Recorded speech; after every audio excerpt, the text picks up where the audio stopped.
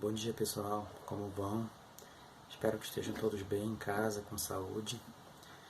Bom, eu vou dar continuidade às explicações de alguns temas de geografia econômica como ficou acordado, né, por essa experimentação ensino remoto. Na semana passada, alguns colegas encaminharam questões pelo nosso grupo e a partir das questões que foram encaminhadas, né, eu desenvolvi alguns temas que eu vou trabalhar com vocês aqui nessa aula mais curta, porque é uma aula que vai responder a essas questões. Também preparei uma apresentação que vai em anexo a esse vídeo, pelo nosso grupo também, que vocês podem acompanhar o vídeo e a apresentação para ter uma melhor compreensão dessas ideias que estão sendo desenvolvidas.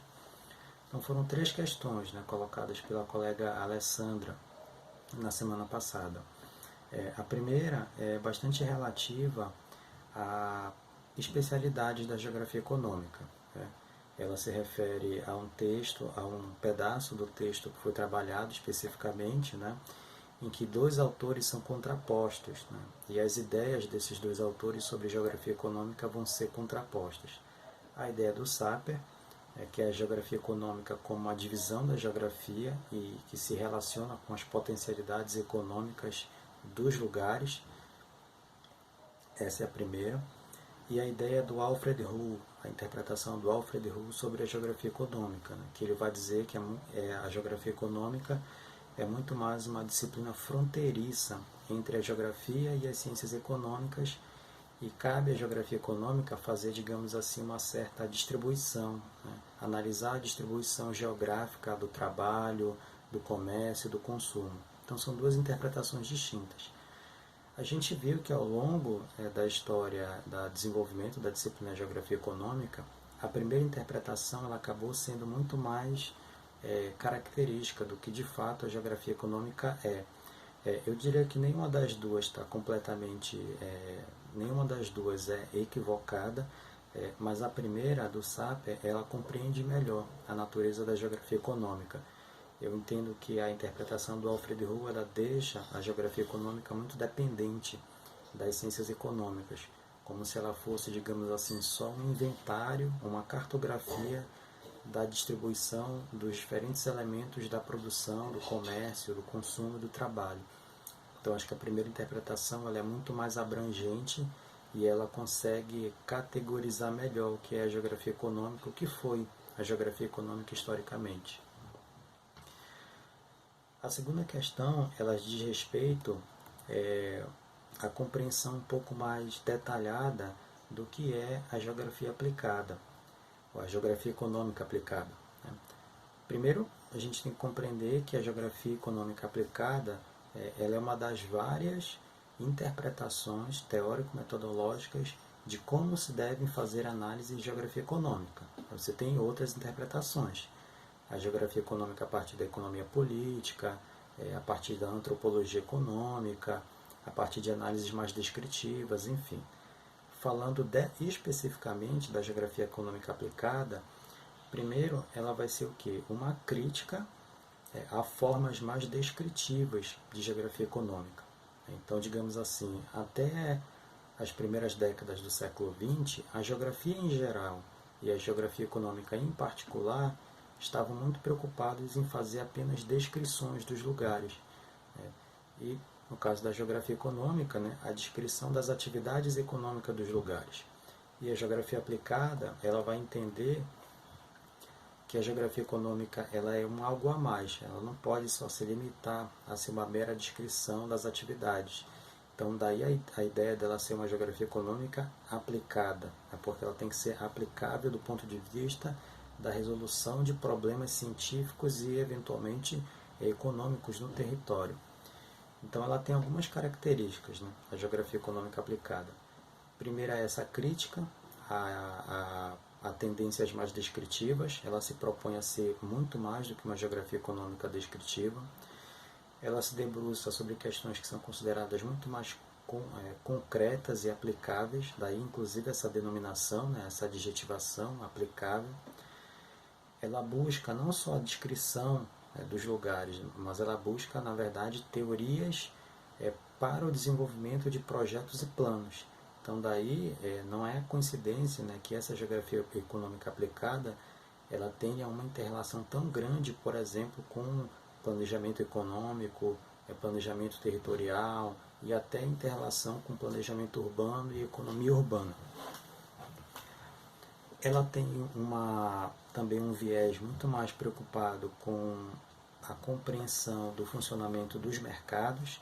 Então, ela não é uma geografia econômica baseada, por exemplo, na ideia da contradição entre capital e trabalho, né? Ela se preocupa muito mais com a compreensão do comportamento das empresas, das firmas, né? Como fala a economia neoclássica. E ela trabalha muito com modelos, inclusive esse é um elemento fundamental da compreensão da geografia econômica aplicada. O trabalho com modelos, a modelagem estatística, a modelagem econômica, a modelagem territorial. Tem dois exemplos, né, que eu posso dar para vocês de como essa geografia econômica aplicada foi de fato produzida e como a gente pode compreendê-la a partir da sua aplicação, né? Uma ideia é a compreensão de economias de escala, né, que tem muito a ver com abordagens territoriais. Acho que todo mundo sabe o que é economia de escala, né? Eu vou colocar uma imagem aqui na apresentação que vai facilitar o entendimento. Mas o que é economia de escala?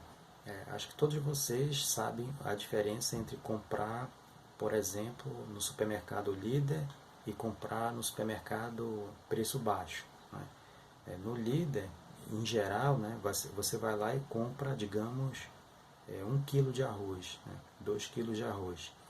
Enquanto que no preço baixo as pessoas vão lá e compram muito mais em quantidade, né, 10 quilos, né, ou um fardo, né, 30 quilos.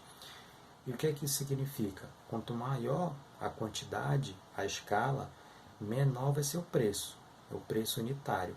Se você fizer a diferença lá, né, quem compra um fardo vai comprar no valor unitário, né, o quilo mais barato do que quem compraria somente 1 quilo.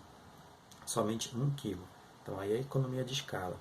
E a geografia econômica aplicada, então, ela vai trabalhar um pouco com essas interpretações que são aplicáveis do ponto de vista da vida prática. A ideia também de externalidade, né? Aqueles efeitos que não necessariamente são mediados no cálculo econômico, mas que aparecem quando a produção de fato é ativada, a produção econômica acontece. Externalidades positivas ou negativas, por exemplo, né? Impactos ambientais, né?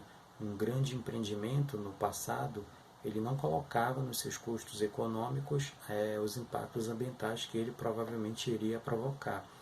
Isso era considerado o quê? Uma externalidade, né? É externa àquela economia. E isso vai passar a ser considerado em geografia econômica. Então, só 2 exemplos de como a gente pode pensar em geografia econômica aplicada. E a terceira questão, ela é sobre a abordagem mais teórica, um detalhamento um pouco mais da abordagem teórica em geografia, especialmente aqui a geografia industrial, né? A diferença entre 2 formas de produção de geografia industrial, a do método analítico e a do método sintético. Eu vou pegar 2 exemplos, dois exemplos para trabalhar com vocês essa ideia, né? A ideia da geografia econômica francesa, que é uma ideia em escala regional, a ideia de polos de crescimento. O que é o polo de crescimento? É uma abordagem de geografia econômica no território. O que é o polo de crescimento? A ideia de que quando você instala um empreendimento em algum lugar, esse empreendimento ele vai gerar crescimento econômico. Mas esse crescimento econômico, né, ele só vai acontecer porque aquela indústria-chave, a primeira indústria, ela vai atrair, ela vai puxar várias outras indústrias, como se fosse uma indústria motriz. Um exemplo disso é se você pensar na cadeia produtiva do petróleo.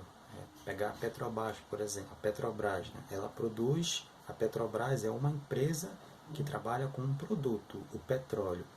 Mas essa é uma empresa que ela tem condições, né, a sua natureza vai fazer com que ela trabalhe também, atraia várias outras atividades relacionadas a esse produto primeiro que ela produz.